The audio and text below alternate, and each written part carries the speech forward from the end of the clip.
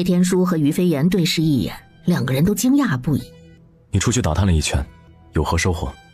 说来也奇怪，这丫头的背景其实平平无奇，甚至还是罪臣之后。罪臣？没错，他爹是平邑侯燕寒山，他的生母是当年镇守北定城的归德将军岳从刚的亲妹妹，叫岳从容。啊？不对呀，她不是庶出吗？倘若母亲是边疆大将的亲妹妹，又怎么会沦为妾室呢？具体情况我也不清楚，我就知道她6岁那年师母就死了，之后嫡母不待见她，就将她送去了庄子上。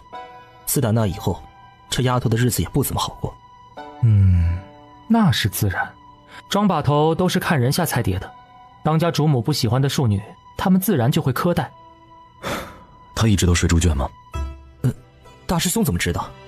身世坎坷，多灾多难，他倒是长成了一个乐观的性子，也是不容易啊。那他的医术、毒术，还有验尸的技法，都是跟何人学的？这就不知道了。那丫头一直睡在庄子上的猪圈里，平日里就是喂猪、放羊、割草、换洗。夏天猪圈臭气熏天，冬天猪圈四面透风。别说侯府小姐了，就算是平头百姓家的丫鬟，过得都比她好。哟，还心疼上了？怎么，你想跟大师兄抢啊？放屁！我只是觉得平邑侯燕寒山太不是人，好歹也是自己闺女，简直当牲口养。上官熙的手指轻轻敲着桌面。我知道了。师兄知道什么了？若是我没有记错的话，燕寒山在年轻之时，曾经随军北伐，许是那时与岳家小姐结缘，生下了燕卫迟。照你这么说，那燕卫迟应该是嫡长女。没错，但是燕寒山回京述职之后，又迎娶了长信王的亲妹妹名扬郡主。试想想，郡主低价，岂会做妾？所以那燕寒山必定是贬妻为妾，琵琶别抱。真是个不要脸的老王八蛋！越是高门子弟，越是薄情寡义。胡说八道什么呢？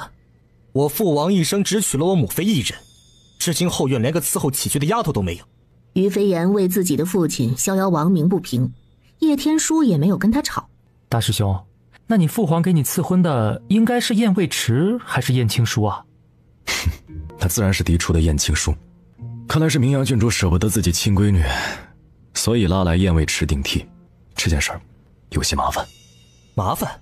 大师兄眼下已经沉冤昭雪了，还有何麻烦？不，我说的麻烦不是说我自己，是说燕卫迟。他今日得罪了安国公，你们能查到的事情，安国公也能查到。若是我没猜错的话，安国公一定会以李代桃僵为由，对燕卫迟发难。老不死的，对一个小丫头都这么计较。哼，她可不是个普通的丫头，大师兄，你得帮帮她呀。依我看，她医术毒术都不错，说不定能帮你解开寒骨之毒呢。她若真能帮大师兄解开寒骨之毒，那她破坏我们计划的事儿，我就不跟她计较了。飞燕，明日你正大光明的进京，把动静闹大一点，就说因我而进京的。我需要你在明处给安国公府施压。这于飞岩是逍遥王世子，而逍遥王一家的封地是在姑苏城。按照律法，逍遥王一家无诏不得入京。如今上官熙让他走到明处来，他自是高兴，当即应下。天书，你回红袖楼去，明面上不要与我有牵扯，暗中保护一下燕卫迟。这个红袖楼就是他用来收集消息的情报机构，红袖楼楼主便是他二师弟叶天书。哎呀，大师兄的心思人家自然明白，你放心，绝对不让你的小爱妃有半点闪失。上官熙摇头欠笑，一脸的无奈。吃饱喝足之后，上官熙将两个师弟全部赶走，而他呢，则拿着一小盒糕点来到了燕卫迟的厢房。只是此时燕卫迟已是鼾声如雷的睡着了。谁家小姐像你睡相这般差，竟是还打呼噜？他想知道燕卫迟那些毒药银针什么的都藏在哪儿，可是找了一圈，除了一身晾晒在房中的旧衣服，他什么也没有找到。难道藏在身上，贴身存放？想到这儿，上官熙额空一点，直接让本就沉睡的燕卫迟彻底昏迷。然后他拉起被子的一角，唰，将他身上的棉被直接掀开。但是他万万没有想到，这棉被下的身体他居然一丝不挂。色令智昏呐，这果然是色令智昏呐。上官熙急急地将棉被放下，转身离去。这该死的丫头，怎么睡觉不穿衣服？上官熙捂着胸口，哎呦，努力地压下凌乱的心跳，可是那全身燥热发痒的感觉却怎么也压不下去。就在这时，一阵春雨落下，渐渐浇灭了上官熙心头的欲火。本太子虽然看了你的身子，可你也占了本太子的便宜，你也不算吃亏。上官熙阔步离去，人是走了，但是那心思却留在那棉被之下。次日清晨，燕卫迟觉得自己这一觉睡得特别的香。虽然吃喝不济，身材瘦小，可这该胖的地方却一点都没耽误发育啊。燕卫迟双手托住自己的轻轻掂了掂。看来我得搞个内衣穿穿，可怜我连一身换洗的衣服都没有，要不也不至于落水。幸亏这院子里也没有旁人。这话还没说完，就看到面前桌上的食盒。这昨天晚上可没有啊！什么鬼？有人进来过？燕卫迟不争气地咽了咽口水，他是真的饿了。不过，这是谁送的呀？上官熙吗？可是他昨晚裸睡呀，上官熙该不会……燕卫迟瞪大了眼睛，也顾不得吃东西了。他急急走出房门，向着上官熙的卧房走去。上官熙，你……却发现上官熙依旧平静地躺在床榻上，他呼吸绵长，像是压根就没醒过来过。他缓步走到上官熙的身边，发现他脸色有些异样的红，唇却干裂的厉害。燕卫迟心中一咯噔，急忙伸手去试探上官熙的额温。怎么会这样？燕卫迟拉住上官熙的手腕，替他诊脉。还好，情况不是很严重。他端来一碗清水，小心地为上官熙喝下。太子殿下，醒醒，喝点水。随后燕卫迟解开他身上的里衣，果不其然，肩膀上的那处刀伤周围红肿的厉害，而这一处伤口正是在清河宫时上官熙替他挡下的安国公的那一刀。安国公那个死老头，真讨厌，刀也特别脏。你最好别落在我手里，否则我非用你的那把破刀砍个你180刀来泄愤不可。处理好上官熙的伤口，燕卫迟站起身。外伤好办，可你发热还是要喝一些药的。我出去看看能不能用皇上赏的东西换点有用的草药。你一个人待在家里，可千万不要有事啊。上官熙昏迷不醒，没法给他回应。然而他刚出门，就看到麻烦找上门了。燕卫迟，你好大的胆子！你这老头儿真是蛮不讲理，你带着人乌泱泱的硬闯我太子府，还说我好大的胆子，我看你的胆子更大。燕卫迟，你冒名顶替你妹妹燕青书的太子妃之位，眼下事迹败露，你还有什么好说的？冒名顶替啊！燕卫迟明白安国公的来意了。安国公，冒名顶替首先得有冒名二字吧？我可从来没有说过自己是燕青书。少跟本官胡搅蛮缠，今日这冒充太子妃的罪名你是逃不掉了。来人，把他给本官拿下，押入大牢。这护国公也太难缠了，难道连陛下都要让他三分？真是惹不起惹不起啊！眼看侍卫已经向燕卫迟扑了过去，燕卫迟下意识攥住自己右手手腕。哎，小菲菲啊，你看他的动作。怎么了？傻愣愣的，要被抓了也不知道跑。你不觉得他有点奇怪吗？从昨日他出现在大牢里开始，他总是能在关键时刻拿出一些东西，银针、毒药，还有芬儿洗手水里的药粉。你是说芬儿是被他设计了，他是冤枉的？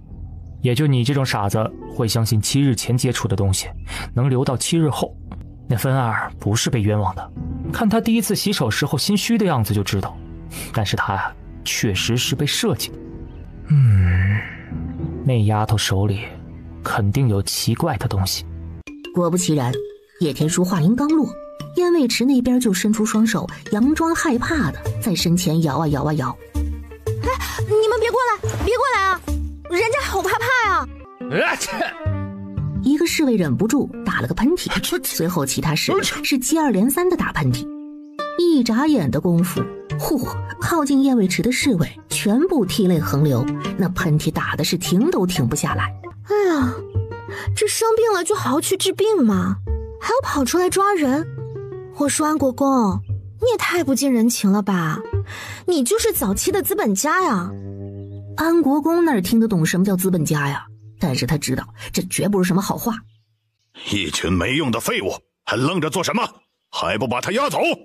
穿过来的时间太短了，虽然有这个奇怪的手镯帮忙，可我并没有准备那么多毒药啊。该死的上官溪，你真的不打算出来救一下你的爱妃吗？可我还要出去给你买药呢。这老头真是睚眦必报，为了出口气，一张老脸都不要了，还真要对人家娇滴滴的小姑娘动手啊！师兄不出来，也不知是个什么态度，我们怎么办？叶天书也在考虑这个问题，然而还不等他想出个所以然，这太子府又来人了。爷，我不去，我不去。舒儿，听话，咱们只是去认个错，道个歉。如今生米已经煮成熟饭了，太子不会再纠缠你了。燕卫池见到来人，眉心一跳，哟，这不是他那个便宜爹吗？看到安国公站在那儿，燕寒山先是微微一愣，而后急忙谄媚道：哎呀，下官参见国公大人，不知国公大人怎么会在此处？怎么，知道太子将死，就用庶女换嫡女？知道太子翻身了，又想用嫡女换回来？燕寒山呐，燕寒山，你的算盘珠子都要崩本官的脸上了。安国公误会了，这其中有些缘由。哦，缘由？那你倒是说说是何缘由啊？你这两个闺女长得也不像，你总不能说是出门时候搞错了人吧？你这分明是故意欺君。没错没错，他就是欺君。国公大人，快把他抓起来吧。燕卫池笑眯眯的火上浇油，他才不管燕寒山那脸色有多难看。死丫头，你胡说八道什么呢？欺君之罪，那可是要诛九族的。大姐姐，休得胡言！侯府若是被扣上欺君之罪，你又如何能独善其身？谁说我要独善其身了？反正都是要死的，那就大家一起死好了。杀全家这种好事儿，简直可遇不可求嘛！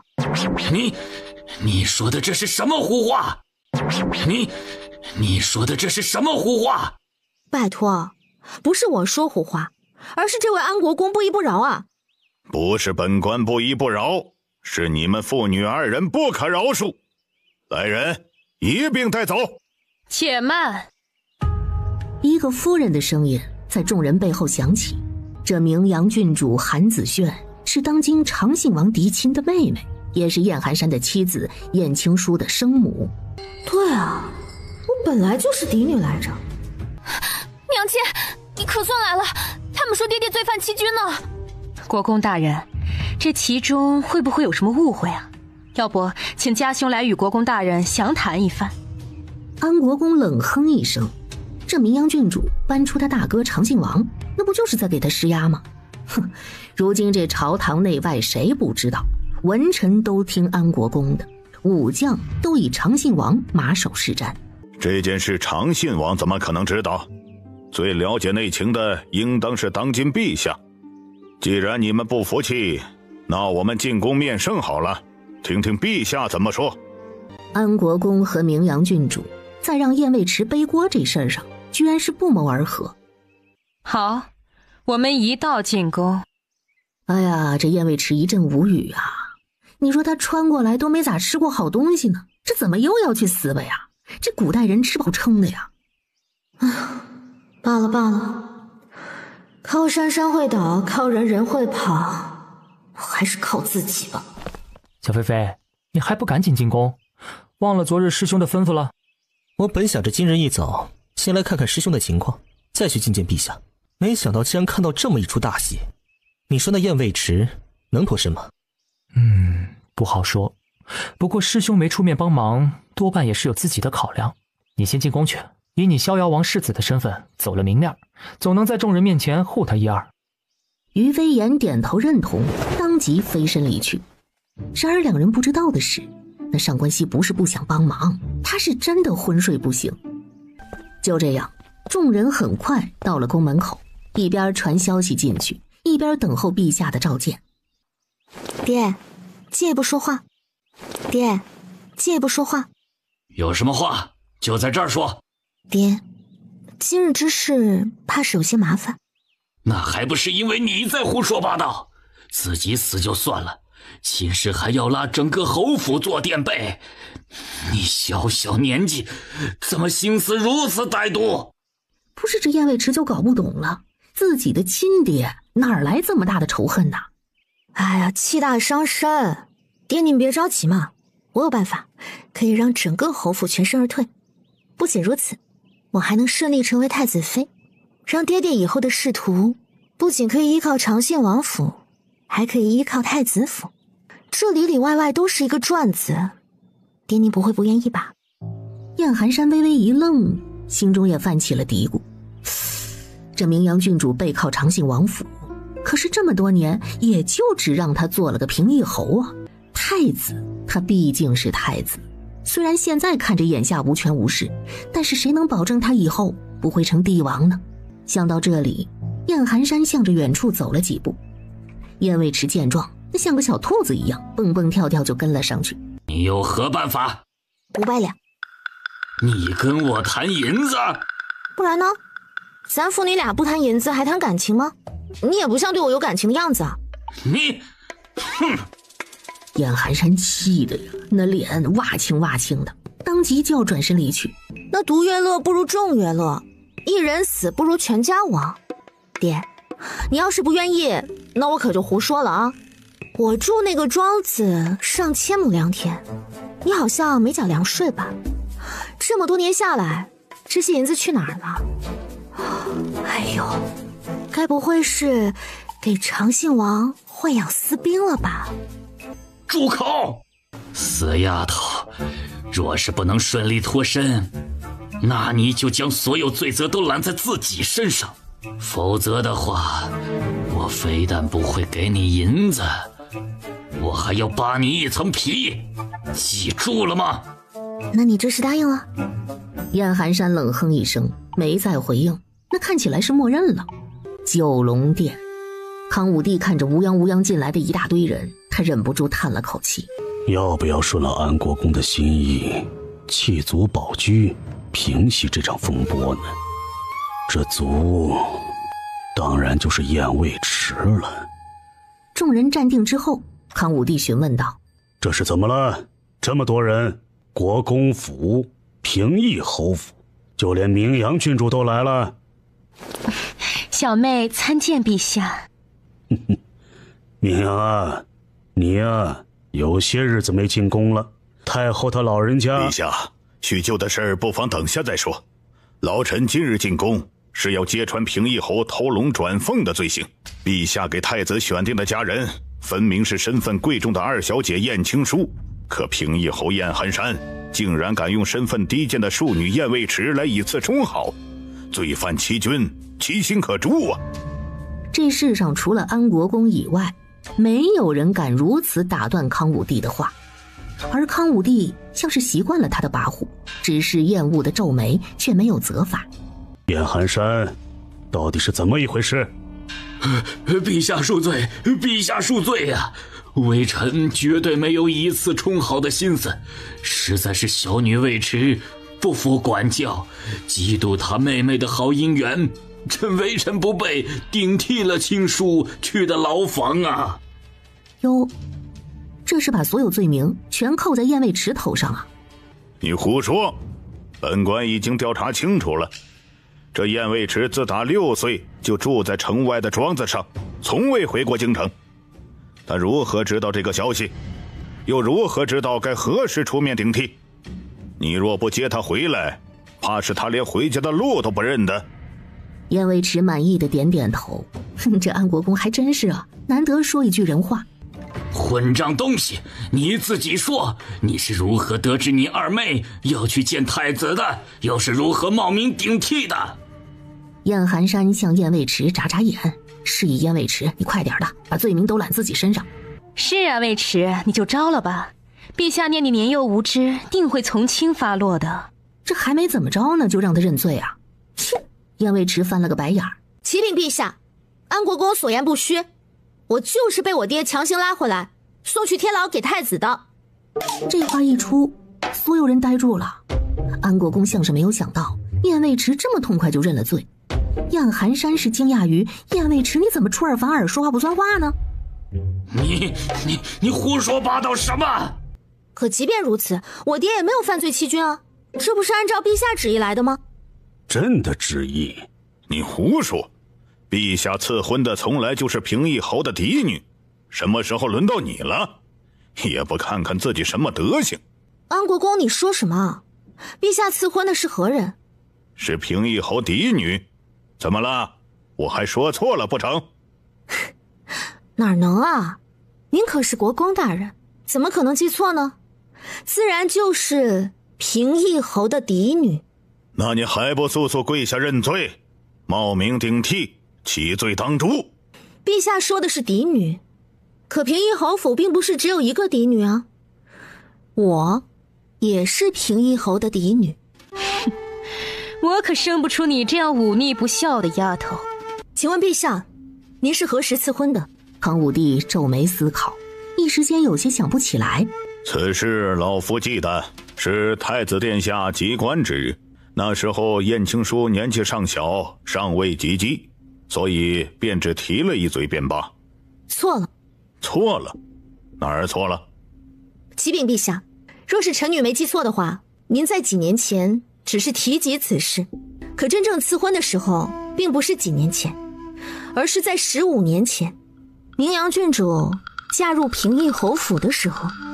康武帝微微一怔，仔细回想一下，对，没错，赐婚不是几年前，而是15年前。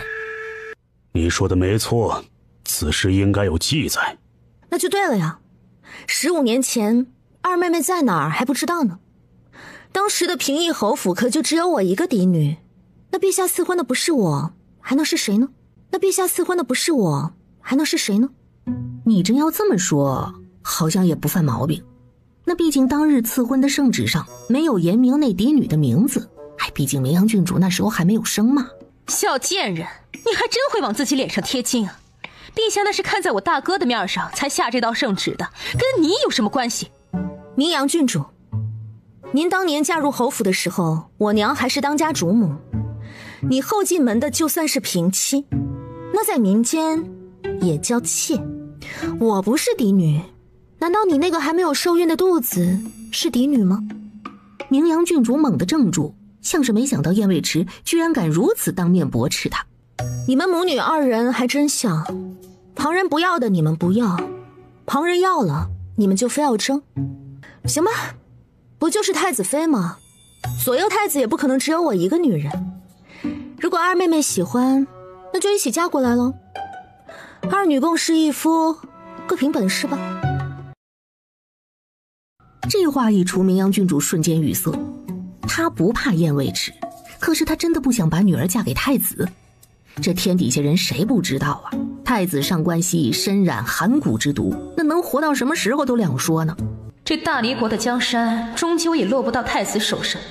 既然燕卫迟想去守活寡，那就让他去好了。哼！对，没错。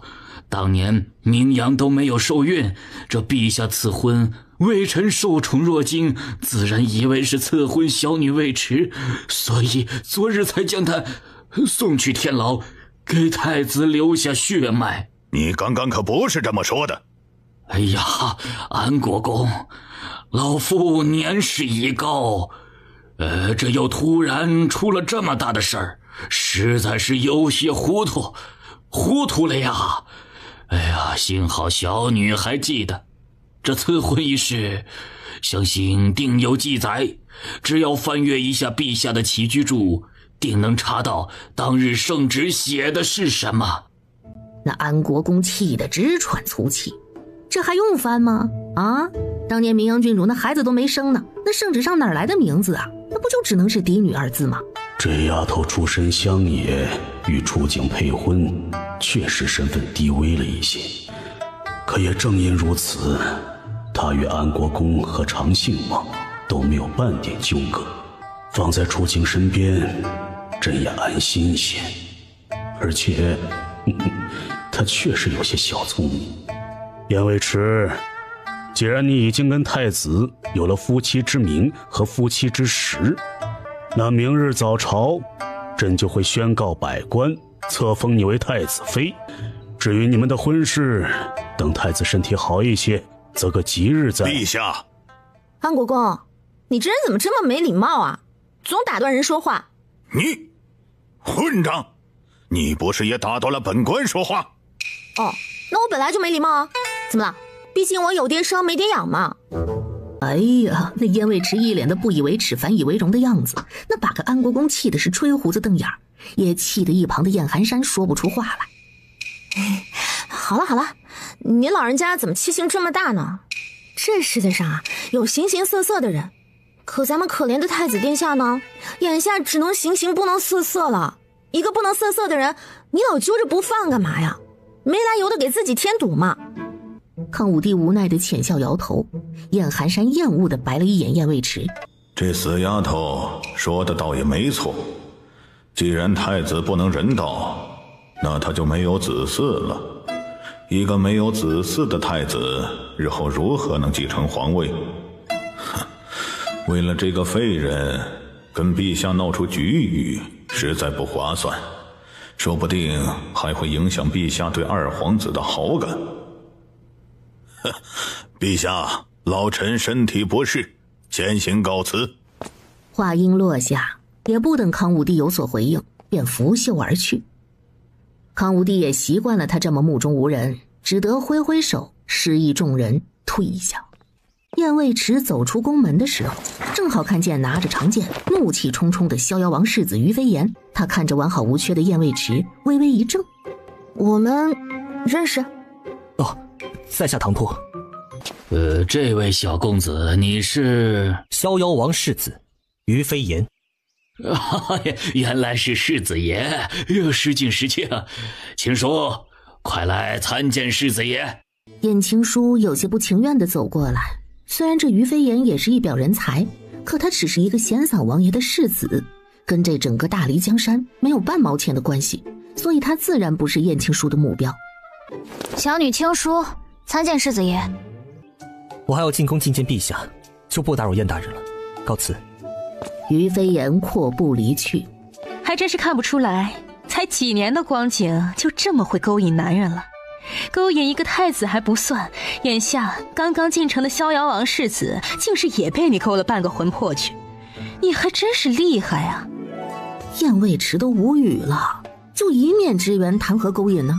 这明阳郡主站在宫门前说这种话，不就是想败坏他名声？郡主过奖了，都是您教育有方，关我什么事儿？您可是平邑侯府的当家主母，是我的嫡母啊，那我有什么出息都离不开您的教导啊，您就别客气了。燕卫迟笑眯眯的向着燕寒山走去，他伸出手，爹，银子。什么银子？每个月没有给你份例吗？您这是要赖账了。哼，进宫之前我跟你说，让你把所有罪责揽在自己身上，如此这般我才给你银子，可你并没有照做。既然你没有照做，那银子的事儿自然就不算数了。果然是树老皮多，人老皮厚啊。你放肆！爹，我这人呢，脾气古怪的很。简单的说，你是什么货色，我就是什么脸色。既然您跟我在这耍无赖，那咱们就走着瞧了。燕卫迟说完便阔步离去，没有半点纠缠。可是他留下的那句话竟是让燕寒山心里有些不安。这丫头怎么稀奇古怪的？上次见她还唯唯诺诺，一副小家子气的模样，几年过去了，怎么竟是变得敢顶嘴了？切，还不是因为嫁给太子了？嫁给一个废物，还真当自己多厉害。嘘，秦叔不得胡言，太子再不济，你也不能口不择言。燕青书撇撇嘴，有些不服气，却也点头应下。这丫头确实古怪，我要调查一二。安国公离开九龙殿之后，并没有立刻离宫，而是被皇后叫去凤仪宫询问情况。难道上官熙真的不能人道了吗？倘若他真的不能人道，那么我们倒是不必咬他太紧了。陛下一直疼爱他，我们若是咬着他不放，难免会伤了陛下和你之间的和气。如此一来，倒是连累了二殿下。兄长所言极是，这上官熙自幼从军，至今已有10年，在战场受伤也说不定。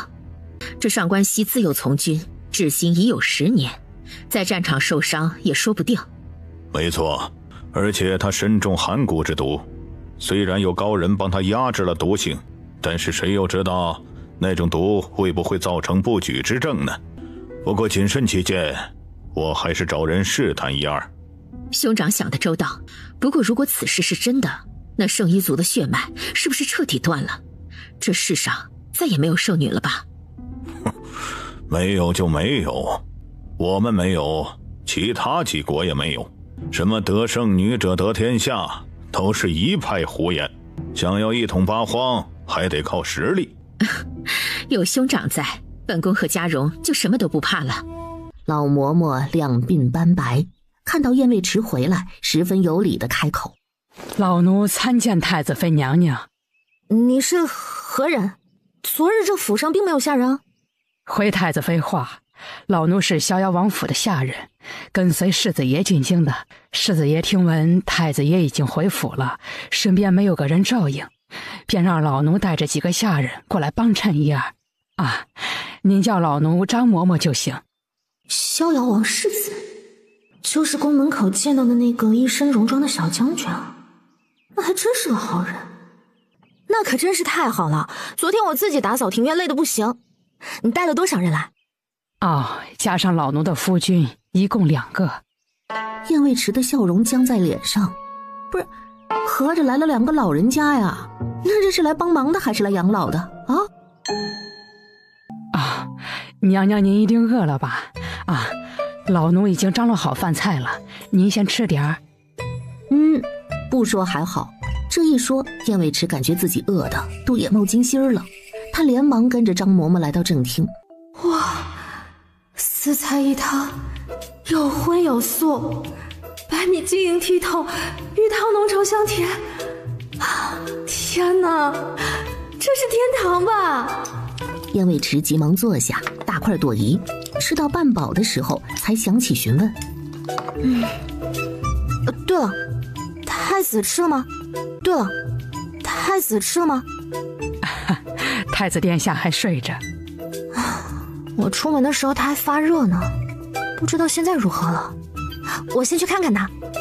燕卫迟放下吃了一半的饭碗，急忙来到上官熙的卧房。燕卫迟推门而入，发现房间里静悄悄的，果不其然，上官熙还是没有醒。都已经不热了，怎么还这么贪睡？你要起来吃点东西啊。上官熙没有回应。行吧，看你长得好看的份上，让你再睡1个时辰，1个时辰之后要还不醒，我就要叫醒你了。话音落下，燕卫迟轻佻地摸了一把上官熙俊秀的脸庞，然后笑眯眯地转身离去。殊不知他前脚刚走，后脚上官熙就睁开眼。上官熙抬手擦了一下自己的脸蛋，发现指尖上满是油腻，还透着红烧排骨的香气。他一阵无语，恨不得自己没有醒过来。燕卫迟回到前厅继续吃饭。太子殿下前半生辛苦，能娶到娘娘这么人美心善的姑娘，后半生呢一定享福了。辛苦？他不是太子吗？还辛苦？唉，娘娘有所不知，太子8岁就失去了母亲，14岁便被陛下送去了从军。当时陛下还不允许他暴露自己的身份，硬生生从一个大头兵熬成了3军主帅。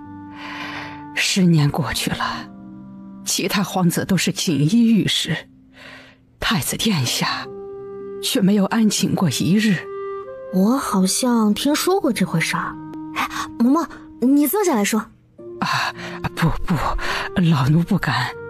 哎呀，怕什么？这府上就你我2人，你坐下来，我们慢慢聊。你站在那儿，我还得仰着头，岂不是辛苦？娘娘想知道什么，老奴一定知无不言，言无不尽。我听说太子身中寒骨之毒，是怎么回事？没错，确有此事。太子8岁那年，随着先皇后出宫，在路上遇到了山匪。那场劫难之后，先皇后被杀，小公主不知去向，太子殿下也被暗器刺中，身中寒骨之毒。原来她还有个妹妹啊！那小公主后来找到了吗？并未找到，只在河道里发现了公主的襁褓，襁褓上都是血渍，小公主10有8九。这后头的话张嬷嬷没有说，燕卫迟也明白了，看来是凶多吉少。寒骨之毒我没见过，倒是有所听闻。此毒无起，毒发之时全身血液都会被冻住，应是当场暴毙。为何太子还能活这么久啊？当年出现一个得道高人，名唤拂衣道长，正是此人救了太子殿下，用独门内功帮他压制了毒性。原来如此，嬷嬷怎么知道的如此多啊？因为张嬷嬷是本世子的奶娘，而拂衣道长是我和太子殿下的师傅。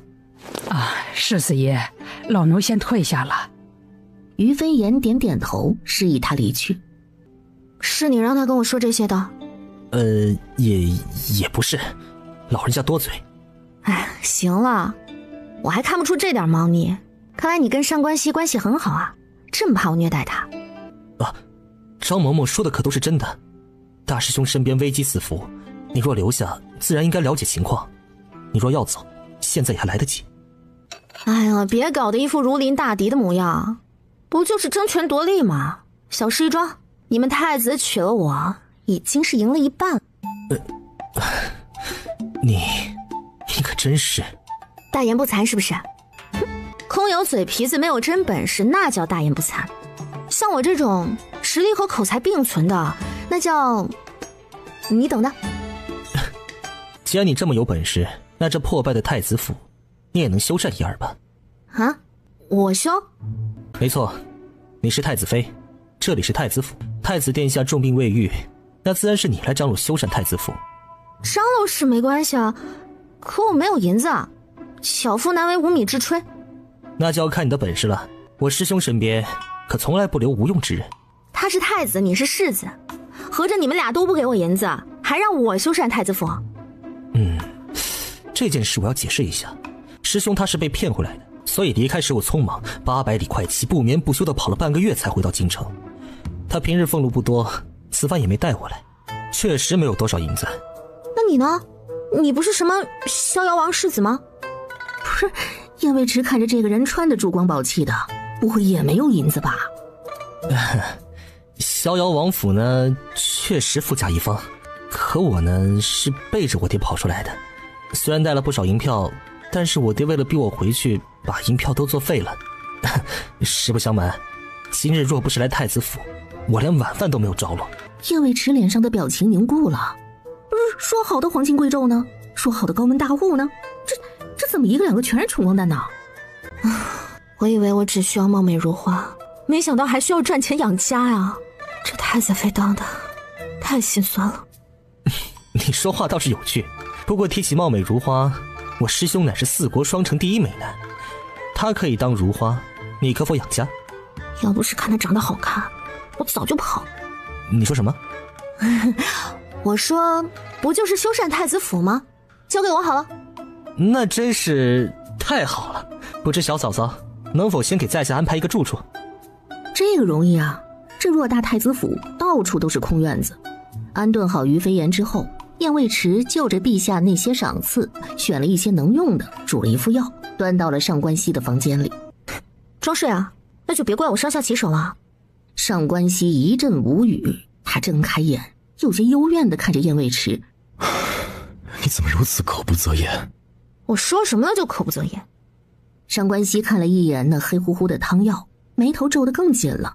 很显然他不想喝。我昨天明明把你的伤口处理得好好的，一晚上你就给折腾发炎了。现在给你熬了药，你又摆出一副死人脸不愿意喝，你到底要干嘛？不想活直说，也省得我进宫去给你翻案了。不想活直说，也省得我进宫去给你翻案了。放肆！你竟然敢这样对本太子说话！是啊，我说了，刚说的。你怎么着吧？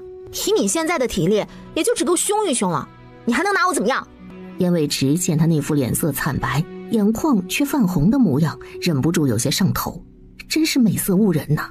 眼下这副凌乱孱弱的美，太让人有保护欲了。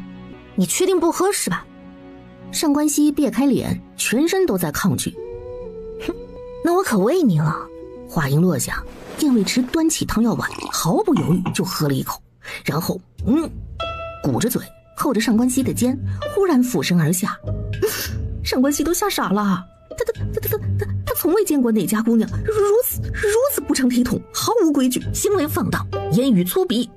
我喝。非得让我牺牲色相，你可真是难缠。他无奈地接过燕卫迟递过的药碗，满脸抗拒地将药一饮而尽。即便是他极力控制自己的表情，却还是露出很多痛苦。原来你怕苦啊！这药苦得简直让人想哭，这死丫头怎么喝得面不改色？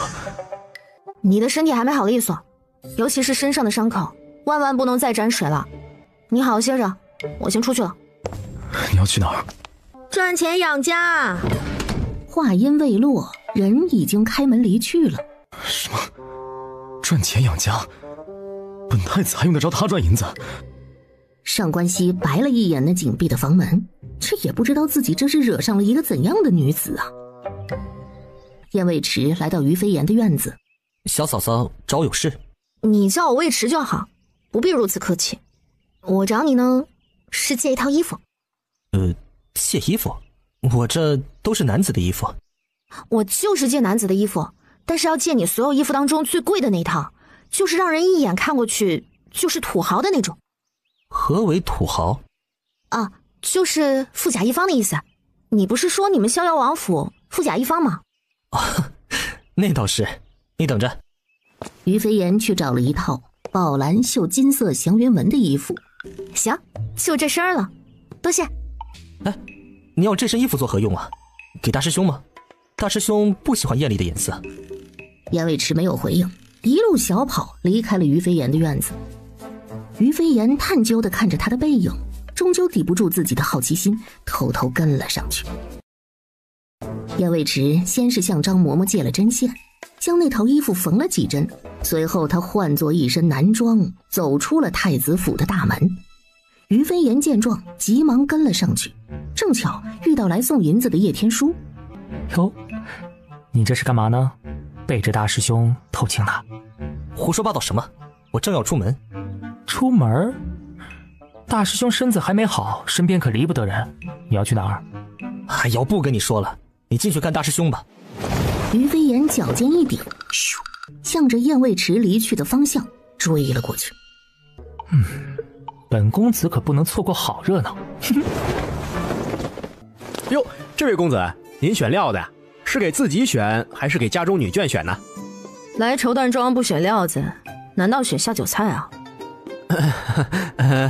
那公子需要什么料子？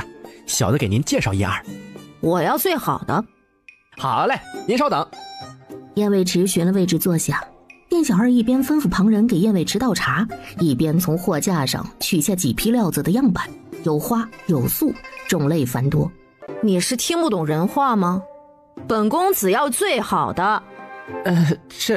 这个就是本店上等的料子了。公子您说最好的是哪一种啊？是你做生意还是我做生意？你问我哪一种？那家掌柜听到外头的动静，急忙走出来查看情况。他上下这么一打量，眼睛亮了。哟，贵人呐！燕卫池瞥了掌柜的一眼，继续喝茶。哎呀妈，那模样高贵的不得了。贵人呐，您身上这身可是上等的蜀锦，身上的金丝祥云纹，那没有个20年功底的绣娘都是绣不出来的。您这身料子，小店可真没有，这得是……掌柜的抱拳向着皇宫方向行了个礼，换言之，他觉得这料子得是贡品。你倒是个有眼光的人，就算没有这么好的，那差不多的有吗？哎呦，在下是真想做您的生意，可实在不敢跟您身上的料子做比呀。要不，在下把店里所有好料子都拿出来给您瞧瞧，您相中哪个就买哪个。行吧，若不是急用，我也不会来这里买东西。哎妈呀，那看来这是个不差钱又急需料子的主，那这生意不就成了一半了吗？掌柜的急急吩咐店里的伙计，把店里所有最好的料子全搬出来给燕卫池看。这个，还有这个，一下子就选了5匹最好的料子。快给公子包起来！等一下，我话还没说完呢。公子还想要点什么？刚刚点的都不要，剩下的全包起来。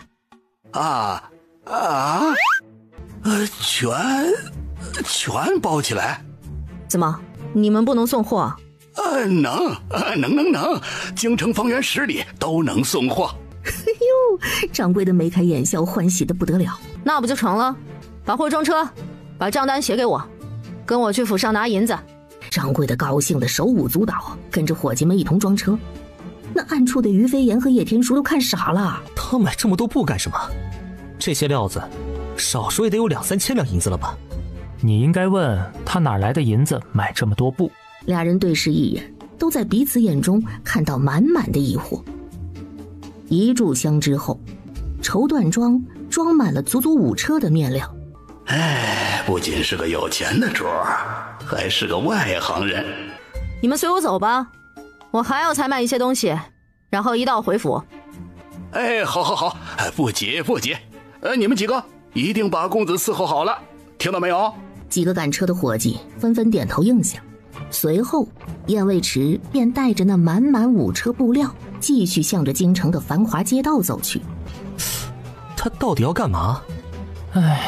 女人心海底针啊，怎么看着像个招摇撞骗的江湖混混？这被人揭穿了才叫招摇撞骗，没被人揭穿那叫足智多谋。我倒是觉得这丫头极为有趣。就这样又走了大半个时辰，燕卫池终于选好下一个目标。众人抬头一看，哟，是个首饰铺子，叫做玉满堂。这是我二叔的铺子，我进去打个招呼，你们在这等一下。这小公子真是个有钱人啊，这么大的首饰铺子居然是他家的。谁说不是呢？你看他买料子眼睛都不眨一下。我猜啊，他一定是刚举家搬来京城，所以才大肆采买。掌柜的真是好运气啊！是啊，等下货送到了，不知道能不能多给咱们一些赏银啊？一定会的，小公子大方得很。只见燕卫池进入玉满堂，也不急着看东西，而是找个位置坐下。把你们掌柜的叫出来，我要选一个你们这里最好的镯子。店小二看了看燕卫池，又看了看外头他随行的车队，当即认定这是大户人家，不敢怠慢，急忙进去将掌柜的请了出来。二叔，玉满堂的掌柜被燕卫池这声二叔叫得微微一怔，他面露疑惑。哎呦，掌柜的，你跟我二叔长得可太像了，我竟是认错了。如此站立啊，这外头的伙计就只能看到燕卫池脸上亲切的笑，倒是看不见掌柜疑惑的神色了。哦，哎呀，无妨无妨啊。小公子是要买点什么呀？掌柜的，实不相瞒，在下今日是来京城提亲的。那些料子是送给未来岳家的，在下还想选一对玉镯，单独送给未来岳母。哦，明白明白。来人呐，把那一对羊脂玉镯拿来给公子瞧瞧。片刻之后，店小二拿上一个锦盒，里头放着一对上好的羊脂玉镯。然而燕卫迟却是微微皱眉。公子是不满意？太便宜了。便宜？小公子，这对玉镯京城独一份啊，至少这个数。掌柜的竖起一根手指，表示要1000两。哎，不行不行，太便宜了。本公子送料子都送5000两的，这玉镯可不能掉了档次。公子稍等。这一次，掌柜的是亲自到那家去拿东西了。片刻之后，带回2套头面。小公子，这2套头面可是本店的镇店之宝啊！无论是色泽还是款式，都十分适合年长的夫人佩戴。这可比一对玉镯子要体面多了。不错，这2套还算凑合。只是不知我那岳母喜欢哪一套。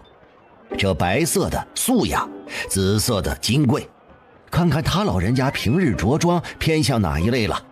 哎呀，实不相瞒，我与那岳家没见过几次，人家是京城大官，有些瞧不上我这种暴发户。理解理解。哎呀，罢了，我拿回去，让我娘帮忙选一下。同为女子，眼光一定比我好。我家就住在城东，我去就回。外面都是我家伙计，让他们在这儿等候1、2，不知可否？外面都是我家伙计，让他们在这儿等候1、2，不知可否？这不知可否让令堂一步至此呢？哎，不行，我娘不良于行，走不了这么远的路。你借我1匹马，我去就回。你若是不放心，大不了找个伙计跟着我。不用，那倒是不用。这住在城东的非富即贵，加上外头5车上好的绸缎，掌柜的对燕卫迟几乎没有任何的戒心了。那我速去速回，有劳掌柜的给我家伙计送点茶水点心，等下一并结算给你。哎呀，公子对下人都这么好，那果然是慷慨之人呐！掌柜的立刻吩咐去准备茶点。国公府订了2套头面，我二叔这里挪不开人手，让我去帮忙送一下货。你们在这吃点喝点，等我一下，至多半个时辰就回来。这些伙计当然不会拒绝呀，那有吃有喝还能休息，谁能不乐意呀？燕卫迟拿上2套头面，骑着马咯哒咯哒咯哒咯哒走了。暗处的于飞檐和叶天书都无语了，不是，他们大师兄这是娶了个什么女人呢？这不江湖骗子吗？他会不会身份都是假的？他会不会根本就是个江湖骗子，不是平邑侯家的小姐啊？你问我，我问谁啊？你看他面不改色心不跳的模样，这坑蒙拐骗的事儿不知道做了多少了。那咱们怎么办？揭穿他？再跟去看看。走，他倒要看看这个燕卫迟他到底要干什么。好不容易追上的时候，发现燕卫迟居然走进了一家当铺。当铺？他去把那2套头面给当了，这还真是个骗子不成？不行，不能让他这样祸害百姓，我得去揭穿他。等，我总觉得那丫头挺聪明的，不像是会做出这种混账事的人。再说了，她缺银子可以问大师兄要啊，何必出来招摇撞骗呢？都怪我，是我给他出了个题目，想考考他的本事。题目？什么题目？我让他想办法修缮一下太子府。太子府那么大，真要修缮一下，没有个1.8两白银能修好吗？哎呀，你这不是给他出难题吗？我只是想看看他靠自己能不能赚到银子，能不能活下去。我没想到他会招摇撞骗啊！不行，不能让他玷污了太子府的名声。可是还不等他有所行动，燕卫迟就出来了，手上攥着一叠子银票，得意的挑挑眉。你看他那副小人得志的模样，不行，不能由着他胡来。哎呀呀，你等一下啊！他当了那2副头面，手上也不会超过3000两银子，3000两也不足以修缮太子府呀。我猜他一定还有后招。还能有什么后招？又要去骗谁？这个问题，叶天书也回答不上来。俩人转头一看，那燕卫池居然是直接左拐进入了不远处的4圣赌坊。我的乖乖，这个燕卫池不仅会招摇撞骗，还是个赌鬼啊！哎呦，小公子，你脸生啊，头一次来啊？是，来开开眼。是，来开开眼。光开眼有什么乐子呀？赌2把，开心才是乐子。哎呦，不行不行，太难了，我看不懂。那赌大小，这个简单。没意思，我想看看那个。荷官顺着他的指向看过去，发现他指着一旁赌分摊的桌子，就是赌数字。这个好啊，一定会让他输得很快。好说好说，来，你们都让让啊！今天给小公子单独开一桌，一定要贵客玩的尽兴。这个怎么玩啊？简单，我闭着眼，随机扣住1碗蚕豆，然后分摊4个一组，最后剩下几个公子来猜，猜对了1赔2。1赔2，换言之，我下注100两，输了就输100两，赢了可以得到200两，看起来还行啊，但手得慢啊。行啊，试试吧。荷官眉开眼笑，当即和燕卫池玩起了。燕卫池也不多下，一次就下100两，几个回合下来是输多赢少，3000两赌资瞬间就只剩下2000两了。不玩了，没意思。小公子别走啊，再玩一会儿一定能捞回去的。你当我傻呀？4个数字我只能猜1个，显然赢的概率很低啊。哼，不玩了。哟，公子可是个聪明人，我们怎么敢说公子是傻的呢？要不这样，您说玩什么怎么玩，在下一定陪您玩尽兴了。这样啊，那简单点，猜单双吧。咱俩闭上眼，伸手抓蚕豆，我猜你的，你猜我的，一局100两吧。这规则呢，可以听小公子的，不过这赌资咱们是不是玩大点儿？您一看就是不差银子的人，这小打小闹的也没意思。那是，我爹可是江南首富。你说吧，赌多大？你说吧，赌多大？一次500两。这样4轮下来就能把这小肥羊宰干净了。哼，500就500。这燕卫池不是个傻子吧？明显要被坑了呀！骗人的时候挺机灵的，怎么赌博的时候这么容易上当呢？不行，我得去阻拦他。于飞燕又忍不住了，叶天书再一次拉住他，让他一定要把这戏呀看全乎了。另一边，燕卫池和荷官已经开始博弈了。我猜是单数。荷官伸开五指，摊开掌心，众人急忙伸脖子一看，9颗，那真是单数。哇，我赢了！哎呦，小公子厉害呀！小公子好运气，小公子真是鸿运当头啊！这荷官怎么可能知道燕卫池有一个可以存放物品的白玉手镯呢？只要是他直接或间接接触到的无生命的物体，他都可以靠着意念把它们收入手镯里。好了，今日时辰不早了，我娘都做好饭等我了，改日再玩。站住！敢在4圣赌坊出钱，你不想活了吗？站住！敢在4圣赌坊出钱，你不想活了吗？你这是输不起啊！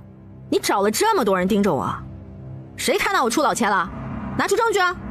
哼，不需要证据，我说你出千，你就是出千了。把银票交出来，放你一条生路。哟，您这是耍无赖了！大家伙看看啊，4圣赌坊真是输不起啊！小公子误会了，我是觉得不甘心啊。要不这样，您再跟我赌着最后一把，您要是赢了，我给您1万两；您要是输了，就交出身上所有的银票，如何？行吧，那是你抓还是我抓？自然是我抓。燕卫池点点头，荷官将手伸入麻袋，却一颗也没有抓，是空手出来的。公子，猜吧。燕卫池一边伸手点了一下荷官的拳头，一边开口道：“3数。”你猜错啊！音还没发完，人就已经傻眼了，因为他掌心真的躺着一颗小小的蚕豆。这不可能，这怎么可能？你作弊！你出气！你作弊！你出气！大哥，是你自己抓的蚕豆，跟我有什么关系啊？你这是要不认账啊？哎，大家看看啊，他不认账啊！荷官看着周围的客人，决定把这口气先忍住，等着这小子落单的时候再收拾他。来人，拿银票！片刻之后，燕卫池心满意足，揣着17000两银票走出了4圣赌坊。暗处的叶天书忍不住为他鼓掌。妙，妙啊！他是怎么做到的？这简直比我伏击卜卦算的还准啊！4圣赌坊不会罢休的，等下必然对他出手。看来我们要帮忙一二了。我看未必，他既然敢进赌坊，心里必然有所盘算。不信，咱俩打个赌，我赌他定然能全身而退。赌什么？赌你来红袖楼陪我的姑娘喝一杯花酒。于飞檐洁身自好，不染脂粉，叶天书就喜欢拉他下水，看他不自在那样。哼，那要是你输了呢？那我3个月不沾女儿香。一言为定。俩人击掌为赌。再说这4圣赌坊的人确实不打算放过燕卫池，可是他们也不能在人多的地方动手啊，所以他们尾随燕卫池离开了赌坊。燕卫池没有走远，而是直接进入了刚刚的那家当铺。小公子，这么快就来赎东西啊？不好意思啊，掌柜的，我本来是要离家出走的，可被我兄长抓住了，还是决定回家待嫁了。原来是个逃婚的小姑娘。不过就算你只当了1个时辰，我这还是要收1成费用的。啊，应该的，应该的。他急急拿出3300两银票，把那2套头面又赎了回来，又向掌柜要了1个包袱皮，把身上的长袍和那2套头面都包在里头。进门时的翩翩公子哥，出门就成了邻家小丫鬟。门口守着的那些赌坊打手压根就没看出燕卫池的身份。燕卫池瞥他们一眼，哼，冷笑一声，翻身上马，咯哒咯哒咯哒咯哒，向着玉满堂去。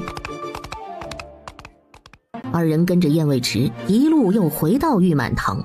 掌柜的，实在对不住，我家夫人不同意这门亲事，把我家少爷都关起来了。这2套头面只能退回来还给您了。我家公子说了，让您挑2匹料子，算是耽误您这么长时间的补偿。哎呦，小公子可真是个敞亮人呐！啊，哎呀，那在下就不客气了。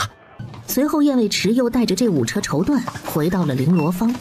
掌柜的，实不相瞒，我家少爷是打算去提亲的，可这官家小姐瞧不上咱们这些做生意的，愣是把我家少爷赶出来了。这些布只能退给您了。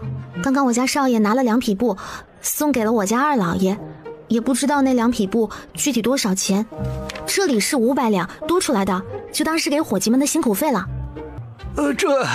这不好意思吧，买卖不成仁义在嘛，用不了这么多啊。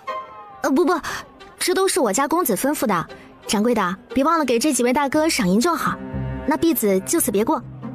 绫罗坊的掌柜笑嘻嘻地目送燕卫池离去。虽然说白忙活一场，可是2匹布卖出500两银子，那不就跟捡钱一样吗？瞧瞧，还是我的眼光毒辣吧？这丫头一看就是个机灵。